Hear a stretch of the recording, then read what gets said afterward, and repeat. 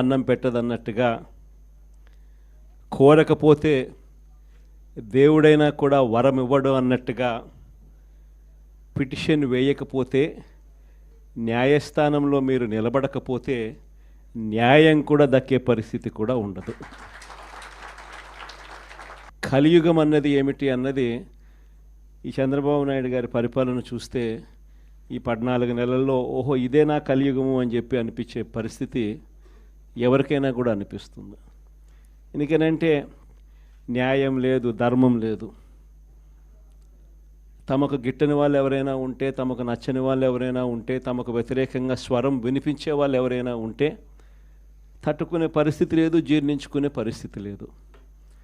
ఎలాగైనా తీసుకొని పోయి వాళ్ళని జైల్లో వేయాలి, ఎలాగైనా తీసుకొని పోయి వాళ్ళని చిత్రహింసలు పెట్టాలి, ఎలాగైనా కూడా వాళ్ళ పరువును తీయాలి అనే ఒక నీచమైన సంస్కృతి ఈరోజు మనం చూస్తూ ఉన్నాం. ఒక మనిషిని జైల్లో పెట్టడము అని అంటే తన పరువును తన ప్రతిష్టలతో ఆడుకోవడం. అవన్నీ తెలిసి కూడా ఏ తప్పు చేయకపోయినా కూడా బురద వేసి తప్పు చేశాడు అని చెప్పి దానికోసం దొంగ సాక్ష్యాలను క్రియేట్ చేసి కేవలం వీళ్ళు పెట్టే ప్రలోభాలు, వీళ్ళు పెట్టే భయం తప్ప వేరే బేసి లేదు, వేరే సాక్ష్యము లేదు. ఇలాంటి పరిస్థితుల మధ్య న్యాయం జరగడానికి కోసం బాధితుల తరపున గట్టిగా నిలబడి వాళ్ళ స్వరం వినిపించే కార్యక్రమం ఎక్కడైనా చేయాల్సిన పరిస్థితి ఏదైనా ఉంది అని అంటే అది ఇంకా మన భుజస్కంధాల మీద ఇంకా బాధ్యత ఎక్కువైంది. కానీ ఏదైనా కూడా న్యాయం, ధర్మం అనేది వాళ్ళ తరపున ఎవరైనా వాళ్ళ తరపున గట్టిగా నిలబడి వాళ్ళకు న్యాయం చేసే పరిస్థితి రావాలి అని అంటే అది మళ్ళీ మీ భుజస్కంధాల మీదనే ఉంది. కాబట్టి మీరు పోషించే పాత్ర చాలా ఇంపార్టెంట్ పాత్ర. మరీ ముఖ్యంగా కష్టకాలంలో ప్రతిపక్షంలో ఉన్నప్పుడు వైఎస్ఆర్ పార్టీకి నిజంగా పెద్దన్నగా మీరు చేస్తూ ఉన్న పాత్ర ఎప్పటికీ కూడా పార్టీ మర్చిపోదని సందర్భంగా తెలియజేస్తాను. ఎవరికి కూడా ఊహించని విధంగా కూడా ఇంతకుముందు గతంలో ఎప్పుడు జరగని విధంగా కూడా లీగల్ కమ్యూనిటీకి మరీ ముఖ్యంగా ఫస్ట్ టైం లా కంప్లీట్ చేసుకొని తమ కాళ్ళ మీద తాము నిలబడడానికి సిద్ధంగా ఉన్న యంగ్స్టర్స్కు, యంగ్ లాయర్స్కు ప్రభుత్వం అప్పట్లో క్రమం తప్పకుండా సహాయ సహకారాలు అందిస్తూ లా నేస్తం పేరిట అండగా నిలిచిన చరిత్ర కూడా ఇంతకుముందు ఎప్పుడూ జరగల. అదొక్క వైఎస్ఆర్సీపీ ప్రభుత్వం వచ్చిన తర్వాత మాత్రమే ఆ చరిత్ర కూడా చూసాం. అలాంటి పరిస్థితుల నుంచి నిజంగా అట్టడుగు వర్గాలకు తోడుగా ఉండాలని చెప్పి కార్యక్రమంలో భాగంగా ఏకంగా జీపీలు, ఏజీపీల నియామకంలో కూడా ఏకంగా 52% రిజర్వేషన్లు ఇచ్చి అట్టడుగు వర్గాలకు కూడా మంచి చేయాలి అని చెప్పి ఆలోచన చేసిన పరిస్థితులు కూడా గతంలో ఎప్పుడు చూడాల. అప్పుడు కూడా జరిగింది కూడా అది కూడా వైఎస్ఆర్సీపీ హయాంలోనే. న్యాయవాదులకు సంక్షేమ నిధి కోసం 100 కోట్ల రూపాయలు వాళ్ళకు కేటాయింపులు చేసి అందులో 25 కోట్ల రూపాయలు ఖర్చు కూడా ఎప్పుడైనా జరిగింది అని అంటే అది కూడా వైఎస్ఆర్సీపీ ప్రభుత్వ హయాంలోనే. న్యాయవాదుల సంక్షేమ నిధికి కాకుండా ఇన్సూరెన్స్ పథకానికి కూడా 1/3 వంతు వాటాను కూడా ప్రభుత్వమే చెల్లించిన పరిస్థితులు కూడా ఎప్పుడైనా ఉన్నాయి అని అంటే అది కూడా వైఎస్ఆర్సీపీ ప్రభుత్వంలో. ఇవన్నీ కూడా దేవుడి దయతో ఇవన్నీ కూడా అప్పట్లో గర్వపడే విధంగా న్యాయవాదులందరికీ కూడా మనం మంచి చేశాము అని చెప్పి గర్వంగా పార్టీ చెప్పుకునే విధంగా కూడా చేయగలిగాం. కానీ ఈసారి మాత్రం మీ అందరికీ ఇంకొక కొత్త విషయం చెప్తా. జగన్ 2లో, వైఎస్ఆర్సీపీ 2లో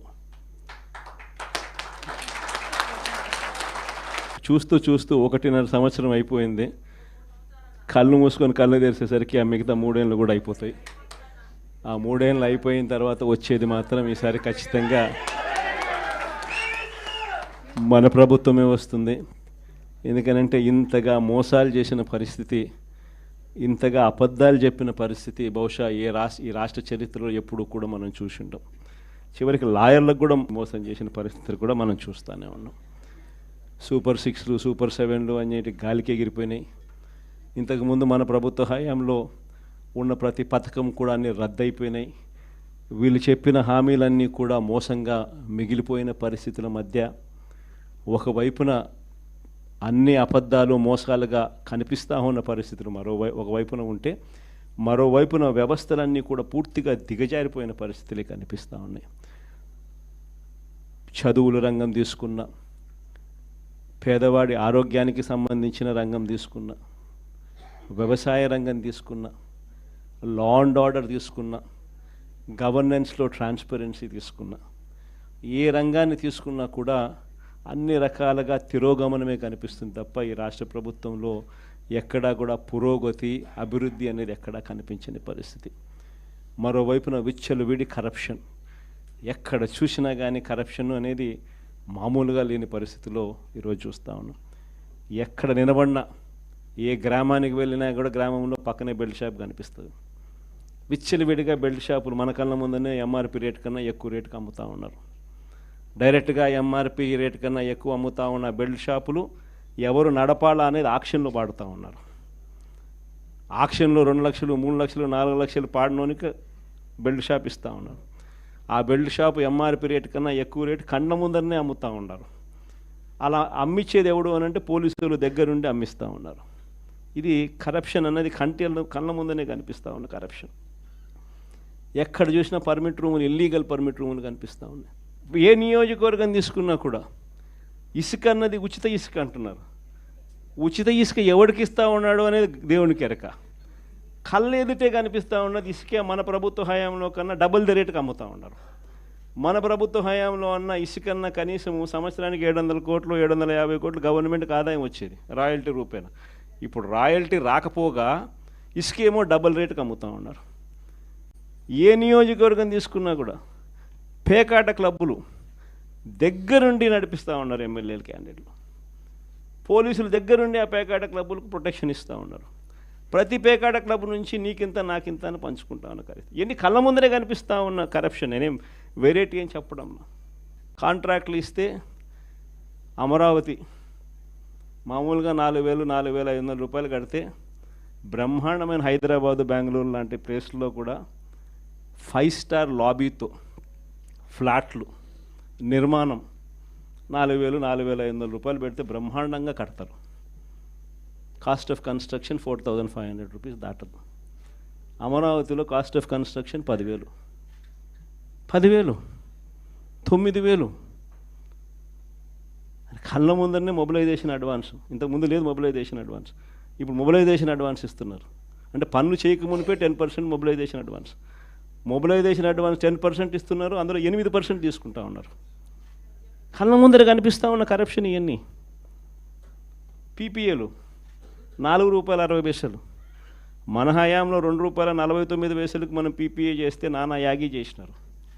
₹2.49 అనేది రాష్ట్ర చరిత్రలో ఎప్పుడు జరగల. దేశ